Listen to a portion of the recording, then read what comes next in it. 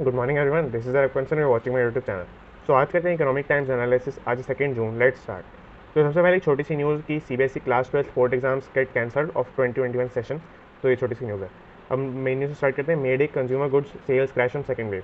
Consumer goods मतलब कि इसमें कंज्यूमर गुड्स सारी तरह के आते हैं, जो मैंने आपको 2-3 दिन में डिस्कस किया है कि वाइट गुड्स का मतलब जैसे कि इलेक्ट्रॉनिक्स आइटम्स हैं, washing machine, smartphones, laptops etcetera. Automobile industry, full automobile industry and specifically automobile industry का तो 2-3 दिन पहले जो मैंने आपको एक्सप्लेन किया था रूरल एरियाज़ में, जहाँ पे हमारी 45 to 46% of the national income से रिलेटेड जो न्यूज़ थी। और तीसरी बात स्मार्टफोन के सेक्टर को अब हम मतलब जो स्पेशलाइज सेक्टर की तरह ट्रीट करते हैं, वाइट गुड्स इंडस्ट्री में नहीं करते हैं। हालांकि 2-3 साल पहले तक भी हम वाइट गुड्स इंडस्ट्री में ही ट्रीट करते थे।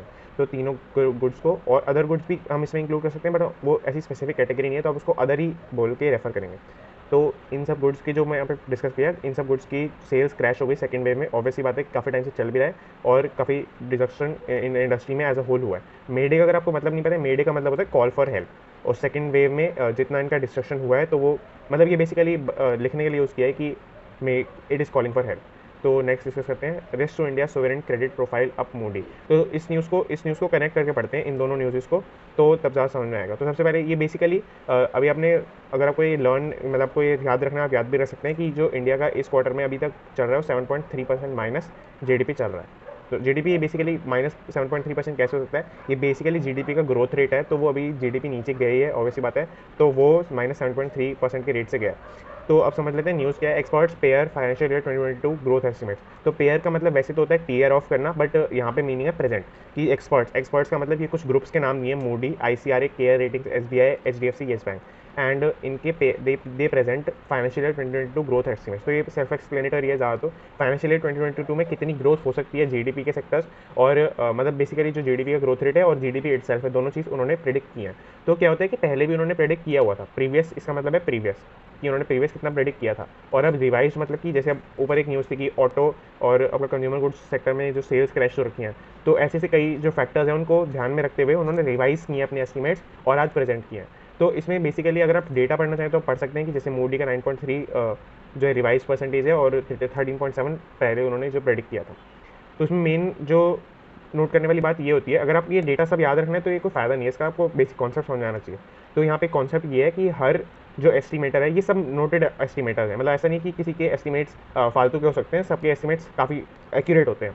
तो क्या होता है कि इन हर एस्टिमेटर ने जीडीपी को जो है डाउन ही करके बताया। तो ये सबसे नोट करने वाली बात होती है कि किस रेट से उन्होंने डिक्रीज़ किया है। तो 4%, यहाँ पे ऑलमोस्ट 2% या 1% कह सकते हैं, और यहाँ पे 0.5% एंड यहाँ पे 3%, यहाँ पे अगर थोड़ा स्पेस रहे मैं इस साइड लिख देता हूँ, 1.5% एंड यहाँ पे 2%।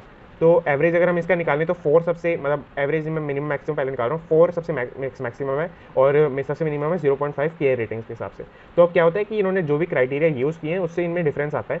तो एट द एंड तो जीडीपी एक ही बनेगा, तो वो जब से सबसे क्लोज होएगा वही रहता है। बट यहाँ पे अगर हम मोटा मोटा एस्टिमेट लगाएं तो 8.5 से 9 के आसपास या 8.7 के आसपास जो फिगर है, ऐसा कुछ जीडीपी बनना चाहिए। ये मतलब बेसिकली सबका एस्टिमेट अगर हम निकालें तो वो बनती है फिगर। तो नेक्स्ट चलते हैं आगे। अब इस न्यूज़ को समझ लेते हैं कि जो मूडी के जो नए एस्टिमेट्स हैं उनके अंदर जो क्या उन्होंने क्राइटेरिया यूज़ किया है, उसमें जो एक वो है, मैं आपको बता दूँ, यहाँ पे कल भी हमने थोड़ा डिस्कस किया था, फिस्कल मैं यहाँ पे लिख लेता हूँ, फिस्कल डेफिसिट जो था वो मूडी ने अपने एस्टिमेट्स पे लिए 11.8%, और अभी इससे थोड़ा सा कम चल रहा है। हालांकि ये टच करने का सबको प्रेडिक्शन है कि यहाँ तक हो जाएगा टच। तो पर ये एस्टिमेट, ये पूरी न्यूज़ ये है कि जो मूडी एक अब बेसिकली जो रिसर्चर है वो है, तो उन्होंने फिस्कल डेफिसिट को अपने पैरामीटर्स में 11.8% से एस्टिमेट किया। 11.8% किस चीज़ का? 11.8% जीडीपी का, जो हमारी टोटल जीडीपी है उसका। तो ये डिस्कस हो गया। अब नेक्स्ट न्यूज़ चलते हैं, FPI investors not sharing mobile income details. ये बहुत ही अच्छी न्यूज़ है। मतलब इसमें एफपीआई का जो कॉन्सेप्ट है वो मैं बहुत ज़्यादा डिटेल में डिस्कस कर लेता हूँ, क्योंकि इसमें बेसिक आपके काफ़ी ज़्यादा स्ट्रॉन्ग हो जाएंगे। तो इन्वेस्टमेंट्स को अगर हम यहाँ पे थोड़ा सा डिस्कस करें डिटेल में, मैं आपको बताता हूँ, इन्वेस्टमेंट्स को अगर हम कंट्रोल के बेसिस पर डिवाइड करें, यहाँ पे बेसिस है हमारा कंट्रोल, कि कंट्रोल कितना है कितना नहीं है, उस बेसिस पे हम डिवाइड करें, तो हम यहाँ पे दो बेसिस में हम हम ब्रॉडली डिवाइड कर सकते हैं इनको। तो एक हो सकता है direct investment, DI for direct investment, and the other one is portfolio investment, PI for portfolio investment. तो सबसे पहले डायरेक्ट इन्वेस्टमेंट समझ लेते हैं कि एग्जांपल से बात करेंगे। एग्जांपल जैसे कि अगर कोई पर्सन है, उसने यहाँ पे लैंड खरीदा है, मानो इंडिया का कोई पर्सन है, उसने लैंड खरीदा है, तो लैंड खरीदते ही उसने इन्वेस्टमेंट तो करी और लैंड का कंट्रोल उसके पास आ गया। तो ये होती है डायरेक्ट इन्वेस्टमेंट, कि आपने कोई असेट परचेज किया, किसी असेट में इन्वेस्ट किया और वो असेट आपके पास डायरेक्टली आपके पास आ गया, पूरा कंट्रोल आपका उसके पास है। अब आपकी लैंड पे कोई अगर कुछ भी करना चाहेगा तो आपसे परमिशन लेगा पहले, और अगर आप नहीं देते तो वो नहीं कर सकता कुछ भी। तो नेक्स्ट पे जाते हैं पोर्टफोलियो इन्वेस्टमेंट। एग्जांपल से समझेंगे एज यूजुअल। एग्जांपल जैसे कि मैं अपना एग्जांपल लेता हूँ कि मैं अरब AK यहाँ पे लिख देता हूँ और मैंने रिलायंस में इन्वेस्ट किया। फॉर एग्जांपल अभी रिलायंस का अप्रॉक्सीमेटली शेयर 2300 के आसपास चल रहा है। मैंने यहाँ पे लेट्स सपोज 10 शेयर्स खरीद लिए, 23,000 के शेयर्स खरीद लिए, 10 शेयर्स ऑफ रिलायंस। तो ऐसा नहीं हो गया कि रिलायंस मेरा हो गया, कि रिलायंस का कंट्रोल मेरे पास आ गया, तो ऐसा कुछ तो हुआ नहीं, पर फिर भी मैंने इन्वेस्टमेंट तो की। तो यहाँ पे कोई कंट्रोल एक्सरसाइज नहीं हुआ जो इन्वेस्टर है उससे। तो ऐसी इन्वेस्टमेंट होती है जिसके अंदर बेसिकली शेयर्स, बॉन्ड्स, डिवेंचर्स, ऐसी इन्वेस्टमेंट्स आती हैं, वो पोर्टफोलियो इन्वेस्टमेंट होती हैं जिसमें आपका कंट्रोल जो है नहीं एक्सरसाइज होता इन्वेस्टर के पास। तो अगर आप अपने 2 दिन और नाम सुने हो इन्वेस्टमेंट के टाइप्स के, जैसे इंडिविजुअल इन्वेस्टमेंट और इंस्टीट्यूशनल इन्वेस्टमेंट, तो वो दोनों पोर्टफोलियो इन्वेस्टमेंट के सब टाइप्स होते हैं। पोर्टफोलियो इन्वेस्टमेंट के अंदर 2 टाइप्स होते हैं, individual investment and institutional investment. इनको भी थोड़ा ब्रीफ में डिस्कस कर लेते हैं। वैसे तो इनके ये काफ़ी बड़ा टॉपिक है। इंडिविजुअल इन्वेस्टमेंट होती है कि अगर जैसे रिटेल इन्वेस्टर्स है, जैसे कि मैं आप हो, जो वो इंडिविजुअली इन्वेस्ट करें एक स्टॉक के अंदर, और इंस्टीट्यूशनल इन्वेस्टर है जैसे कि कोई म्यूचुअल फंड है या कोई इन्वेस्टमेंट फर्म है, वो जाके जैसे टाइगर ग्लोबल है, काफ़ी सारी फर्म्स हैं म्यूचुअल फंड, आपने सुने होंगे काफ़ी सारे, मुथूट फाइनेंस, ICICI, हर बैंक के म्यूचुअल फंड होते हैं।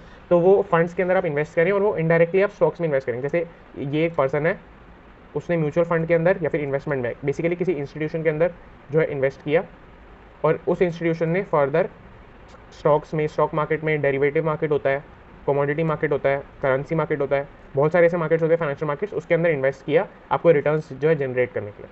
तो ये बेसिक कॉन्सेप्ट था पूरे इन्वेस्टमेंट का। अब समझ लेते हैं FPI का कुछ भी मतलब नहीं है, फॉरेन पोर्टफोलियो इन्वेस्टमेंट है। इसका मतलब है कि जो फॉरेनर्स ने यहाँ पे इन्वेस्ट किया है और उनको कंट्रोल नहीं मिला। जैसे कि अगर मान लो रिलायंस का एग्जांपल लेते हैं कि रिलायंस कंपनी है और इस बार मैंने नहीं, किसी बाहर ने, मिस्टर X ने फॉरेन कंट्री अमेरिका से इन्वेस्ट किया है रिलायंस में। तो रिलायंस में इन्वेस्ट करते ही वो इन्वेस्टर तो बन गया, बट रिलायंस का कंट्रोल अभी भी मुकेश अंबानी के पास ही है।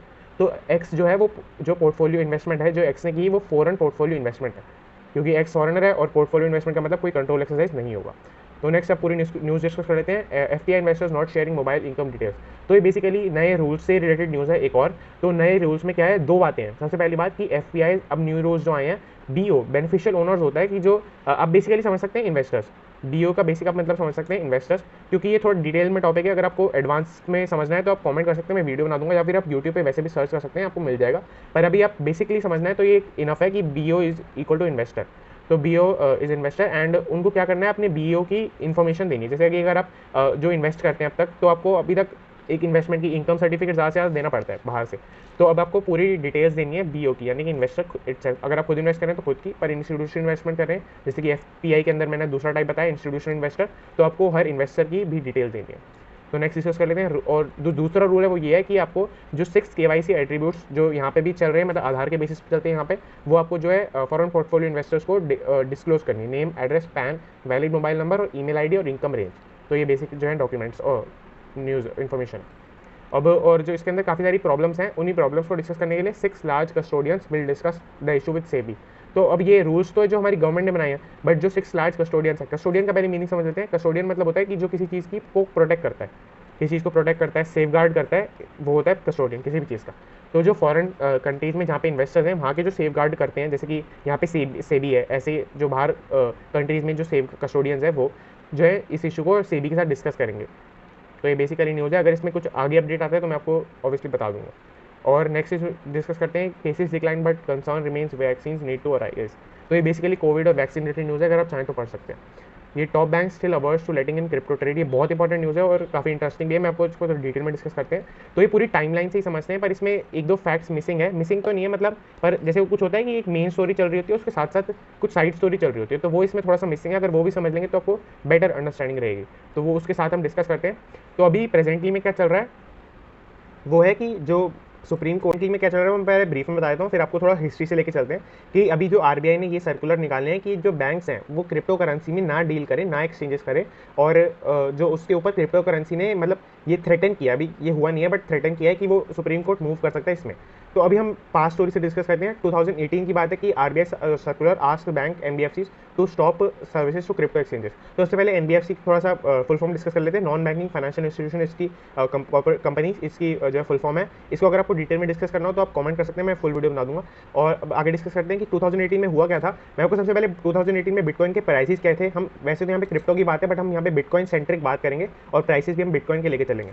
तो 2018 में अगर आपको बिटकॉइन के प्राइसेस मैं आपको पहले थोड़े से बताऊँ तो वो जनवरी में मैं आपको बताता हूँ कि यहाँ पे 9 से 8 लाख, मतलब 8 to 9 लाख, सॉरी मैं इसको उल्टा लिख कर लिख देता हूँ कि यहाँ पे क्या प्राइसेस हैं कि जनवरी में क्या प्राइसेस है 2018 में, तो वो 8 to 9 लाख के बीच में थे। जैसे कि अगर आप पूरे जनवरी की एवरेज निकालें, और दिसंबर के आसपास आते आते ये 2,60,000 अप्रोक्सीमेटली पे फॉल कर गए थे। तो आपको पता ही दिख ही रहा है कि कितना बड़ा फॉल है। और दूसरा डिस्कस कर लेते तो इसमें हुआ क्या था, RBI circular asked bank NBFC to stop services to crypto exchanges. तो एनबीएफसी ने, आरबीआई ने जैसा कि अभी किया है वैसा तब किया था 2018 में, कि इतने फॉल के बाद उन्होंने बैंक्स और एनबीएफसी को बोला था, मतलब कमांड किया था एक तरह से, कि वो क्रिप्टो एक्सचेंजेस में डील ना करें। और क्रिप्टो एक्सचेंजेस होते हैं जैसे कि जहाँ पे आप क्रिप्टो में परचेज और सेल कर सकते हैं, तो उनको अपनी सर्विसेज ना प्रोवाइड करें, कि आप बैंक के थ्रू क्रिप्टो करेंसी ना परचेज कर पाएँ जो इंडियन इन्वेस्टर्स हैं वो। तो अब क्या हुआ, 2020 में SC squashes RBI circular paving way for crypto exchanges for restart operations. तो सुप्रीम कोर्ट में फिर ये 2018 में ऐसा होने के बाद केस गया, और सुप्रीम कोर्ट ने आरबीआई के सर्कुलर को स्क्वैश कर दिया, मतलब कि नलीफाई कर दिया, और बोला कि क्रिप्टो एक्सचेंजेस को ऑपरेशन रीस्टार्ट करें और बैंक अपनी सर्विसेज प्रोवाइड करें। तो अब सबसे पहले समझ लेते हैं कि 2020 में क्या प्राइसेस चल रहे थे। तो आप कहेंगे कि ये मैं खुद लिख रहा हूँ, बट आप नेट पर सर्च कर सकते हैं। तो इसको मैं बताता हूँ कि यहाँ पे बिल्कुल उल्टा जो है सिनेरियो हो गया था। जनवरी के आसपास 5,27,000 के आसपास जो है चल रहे थे बिटकॉइन के प्राइसेस, और एट द एंड ऑफ मतलब December, at the end of the मतलब ईयर 2020 19,50,000 अप्रॉक्सीमेटली एक बिटकॉइन का प्राइस यहाँ पे मैं डिस्कस कर रहा हूँ शुरू से ही। तो आप देख सकते हैं कितना मल्टीफोल्ड इंक्रीज़ है। तो इसके चलते कई लोगों ने अलेज किया था कि सुप्रीम कोर्ट ने कई इन्वेस्टर्स के इंडिविजुअल गेन के लिए ये डिसीजन निकाला है, और ये बाद में आके नलीफाई हो जाएगा। तो ये नलीफाई तो हुआ, पर ऑब्वियसली सुप्रीम कोर्ट ने क्लेम को अपने ऊपर नहीं लिया कि उन्होंने इसीलिए निकाला था। तो उसके बाद क्या हुआ, अप्रैल 21 में RBI informally asked bank to stop crypto trade services. RBI ने इन्फॉर्मली मतलब पब्लिकली नहीं नोटिस दिया, बट जो है इन्फॉर्मली, मतलब जैसे मोरल सुएशन करके या कैसे भी करके स्पीचेस देके बैंक्स को कहा कि वो क्रिप्टो ट्रेड सर्विसेज, यानी क्रिप्टो जो एक्सचेंजेस हैं जहाँ से आप क्रिप्टो परचेज कर सकते हैं, उनको अपनी सर्विसेज प्रोवाइड करना बंद कर दें, और डीलिंग भी बंद कर दें क्रिप्टो के अंदर खुद बैंक्स भी। तो ये हुआ अप्रैल 21 में। फिर मई 28, अभी 2-3 दिन पहले ही आप लगा सकते हैं, क्रिप्टो एक्सचेंजेस ने थ्रेटन किया आरबीआई को कि वो सुप्रीम कोर्ट के अंदर वापस से जाएगा, और supreme court from the past history जो क्रिप्टो एक्सचेंजेस है उसके फेवर में रहती है, तो उनके बेसिस पे उसने थ्रेटन किया। और अब क्या हुआ है कि आरबीआई ने फिर सर्कुलर निकाल दिया है कि अपने 2018 के सर्कुलर को मत ध्यान में रखो, और बैंक्स को क्रिप्टो एक्सचेंजेस को सर्विसेज प्रोवाइड मत करो। तो ये बेसिक पूरी न्यूज़ है। अगर आप चाहें तो इसको ये वाला सेक्शन पढ़ सकते हैं, बट मैंने आपको पूरा एक्सप्लेन कर दिया ढंग से। नेक्स्ट डिस्कस करते हैं e com companies share as Delhi okays home delivery of alcohol. तो आपने कल ये सुनी होगी कि दिल्ली में होम डिलीवरी ऑफ एल्कोहल जो है अलाउ कर दी गई है हमारे चीफ मिनिस्टर ने। और इसमें क्या है कि जो बड़ी कंपनीज हैं, ई कॉमर्स कंपनीज, जैसे कि यहाँ पे नेम लिखे हुए हैं, Amazon, Swiggy, Zomato, Grofers and Flipkart, तो ये जो लाइसेंसेस के लिए जो है वो कर रहे हैं, मतलब लाइसेंसेस के लिए अप्लाई कर रहे हैं कि ये एक तो जो लिकर में डील कर पाएँ, और लिकर के अंदर इसको पूरे उसमें सप्लाई कर पाएँ, डिलीवरी कर पाएँ। तो इसमें हम दोस्त समझ लेते हैं कि ये हुआ क्यों है। तो इसमें एक बेसिक कॉन्सेप्ट मैंने आपको 2-3 बार बताया है कि जो स्टेट्स होती हैं उनके पास जो टैक्सेस का कलेक्शन होता है, वो टैक्सेस बेसिकली उनके पास टैक्सेस ही बहुत कम होते हैं, और उसमें से कुछ जो मेजर हैं वो मैं आपको बताता हूँ। एक्साइज होता है एक मेजर एक्साइज। अगर आपको लग रहा हो कि जीएसटी आने से हर जगह एक्साइज हट गया है, तो मोस्टली जगह पे हट चुका है, ये बात बिल्कुल करेक्ट है, बट हर जगह से नहीं हटा है। 2-3 जो मोस्ट प्रोमिनेंट चीज़ें हैं वो मैं आपको बताता हूँ। एक्साइज के अंदर अभी भी लिकर, और लिकर में एक कैच है, लिकर के अंदर एक चीज़ है कंज्यूमेबल लिकर, और कंज्यूमेबल के होने के साथ साथ हाउस होल्ड लिकर, मतलब हाउस होल्ड कंज्यूमेबल लिकर, वो उनके ऊपर एक्साइज जो है स्टेट लेती है। और दूसरी बात पेट्रोलियम, और भी 1-2 चीज़ें हो सकती हैं, बट मैंने आपको मेजर जो है डिस्कस किए। तो स्टेट्स के पास जो अभी एक्साइज है, इसीलिए अब जो हमारे जो सीएम है दिल्ली के, उन्होंने इस मूव से वो 2 तरह से अर्न करेंगे। एक तो एक्साइज ड्यूटी जो मिलेगी लेकर के कंज्यूमेबल प्रोडक्शन पे, प्लस जो लाइसेंस की फ़ी होती है, लाइसेंस की फ़ी पे एज अ सर्विस आईजीएसटी और सीजीएसटी तो सेंट्रल गवर्नमेंट को मिलेगा, बट लाइसेंस की जो फ़ी है उसका सम है वो जो है स्टेट गवर्नमेंट के पास जाएगा। तो यहाँ पे लाइसेंस फ़ी और एक्साइज जो है सोर्सेज ऑफ इनकम बनेंगे इस वाली मूव से। तो हमारा फर्स्ट जो पेज है पूरा डिस्कस कर लिया। फर्स्ट पेज में आज बहुत अच्छे कॉन्सेप्ट से मैंने आपको 2-3 कॉन्सेप्ट बताए इन्वेस्टमेंट के, और ये हमारे जो लास्ट में बताया अल्कोहल वाले, एक्साइज वाले, और ये क्रिप्टो के पूरी जो पास्ट हिस्ट्री थी ये वाला। तो अब हम आगे डिस्कस कर लेते हैं। तो ये प्योर पॉलिटिक्स सेक्शन में ज़्यादा कुछ है नहीं, मैं आपको ब्रिक्स वाला एक जो न्यूज़ है वो मैं आपको डिस्कस कर लेता हूँ। ये आगे आएगी, सॉरी वो प्योर पॉलिटिक्स वाले सेक्शन में नहीं है।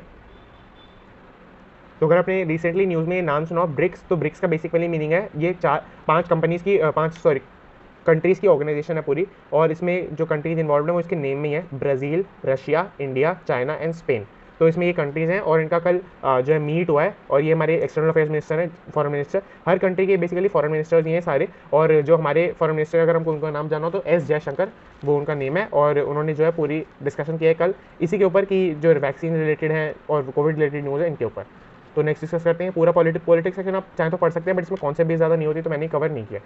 अब आगे डिस्कस करते हैं। HNI is turning hold companies to limited partnerships may face tax troubles. तो सबसे पहले इसमें 2 कॉन्सेप्ट समझ लेते हैं। HNI मतलब मैंने आपको कल बताया था हाई नेटवर्थ इंडिविजुअल्स, और आज ये प्रॉपर न्यूज़ में है तो मैं आपको बताता हूँ। इसका एक क्राइटेरिया होता है प्रॉपर।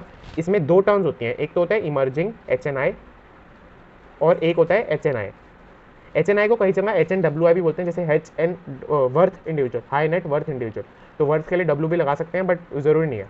तो इमर्जिंग HNI का मतलब जो इसमें क्राइटेरिया होता है 25 लाख से 2 करोड़ का इन्वेस्टिबल सरप्लस कि मतलब अगर वो 25 लाख से 2 करोड़ के अंदर अंदर कोई भी अमाउंट, जैसे कि for suppose 1 crore amount invest कर सकते हैं कभी भी, उनसे उनकी करंट लिवलीहुड पे या करंट उनके जो प्रोफेशन है उसके ऊपर कोई नेगेटिव इंपैक्ट नहीं पड़ेगा। पॉजिटिव तो ऑब्वियसली पड़ सकता है क्योंकि अगर उनकी इन्वेस्टमेंट अच्छी हो जाए, बट नेगेटिव इंपैक्ट नहीं पड़ेगा सिर्फ 1 करोड़ इन्वेस्ट करने की वजह से। और हाई नेटवर्थ इंडिविजुअल होता है कि 2 करोड़ प्लस, और इसकी लिमिट अपर लिमिट होती है वैसे 200 करोड़। बेसिकली 200 करोड़ के बाद अल्ट्रा HNI बन जाते हैं। तो 200 करोड़ तक 2 करोड़ से अगर किसी के पास इन्वेस्टिबल सरप्लस है सेम चीज़, तो वो HNI होता है। दूसरे हम टर्म डिस्कस कर लेते हैं, HNI turning hold cos to limited partnership. तो होल्ड कोज का मतलब है होल्डिंग कंपनीज। जैसे कि अगर कोई जैसे मुकेश अंबानी है तो उसकी होल्डिंग कंपनी होगी रिलायंस। हालांकि HNI नहीं है मुकेश अंबानी, अल्ट्रा HNI है। तो इसमें हम डिस्कस कर लेते हैं होल्ड कंपनीज का मतलब है बेसिकली मैंने आपको ये बताया होल्डिंग कंपनीज जिसके अंदर उनका शेयर है।